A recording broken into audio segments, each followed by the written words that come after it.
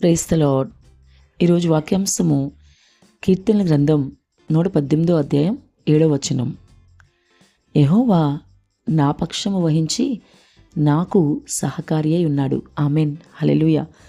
ప్రభు ఈ వాక్య భాగం నుండి ఈరోజు మనతో ఏం మాట్లాడుతున్నారో చూద్దాం. యెహోవా నా పక్షం వహించి నాకు సహకారి అయి ఉన్నాడని కీర్తనకారుడు అంటున్నాడు. ఎంత మంచి మాటో కదా. ప్రభువు మన పక్షా నుండి మనకు సహకారిగా ఉంటే మనకు అన్నిట్లో విజయమేగా. మరి వింటున్న సహోదరి సహోదరుడా, నీ పరిస్థితి ఏంటి? నీ ఆత్మీయ జీవితం అసలు ఎలా ఉంది? ఏ విషయంలోనైనా సరే నీవు దిగులు పడుతున్నావా? నీ ప్రభు నీ పక్షం వహించి ఉన్నాడని నీవు గుర్తెరుగుతున్నావా? ఆయన నీకు అన్ని విషయాలను కూడా సహకారి అయి ఉన్నాడని గుర్తెరిగితేనే నీకు ధైర్యం వస్తుంది.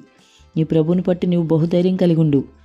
ఈ లోకంలో నీ స్నేహితులు నిన్ను తృణీకరించినా, నీ బంధువులు నిన్ను త్రోసివేసినా, నీ ఆర్థిక పరిస్థితి బాలేదని నీ సొంత వారు నిన్ను దూరం పెట్టినా, నీవు యేసుని రక్షకునిగా ఒప్పుకున్నావని నీ భర్త లేక నీ భార్య నిన్ను విడనాడినా, ఈ ప్రపంచమంతా నిన్ను వెలివేసినా, ఎవ్వరూ నీకు ఏ విషయంలోనూ కూడా సహకారులుగా లేకపోయినా ఒక్కడి గుర్తుపెట్టుకో, నీ ప్రభు మాత్రం ఎప్పుడూ నీకు సహకారిగానే ఉన్నాడు. ఆయన హస్తం చాపి నీకు సహాయం చేయడానికి సిద్ధంగా ఉన్నాడు. ఆయన ఎప్పుడూ నీ పక్షంగా ఉన్నాడు. ఎవరు నిన్ను విడిచిపెట్టినా ఆయన నీ పక్షమే సుమా. ధైర్యం కలిగి ఉండు. ఇప్పటి వరకు బాధపడుతున్నావేమో, ఈ మాటలను బట్టి ధైర్యం కలిగి ఉండు. ప్రభు నీతో మాట్లాడుతున్నారు. ఈ వాక్యం ద్వారా సూటిగా మాట్లాడుతుని బలపరుస్తున్నారు. ఆయన నీకు సహకారిగా ఉంటే ఏం జరుగుతుందో తెలుసా? నీ ప్రతి పనిలో నీకు విజయం ఇస్తాడు ఆయన. ఆయన హస్తం నీకు ప్రతి పరిస్థితిలో తోడుగా ఉంటుంది. మోషేకి తోడైనట్లే నీకు తోడుగా ఉండి నడిపిస్తాడు.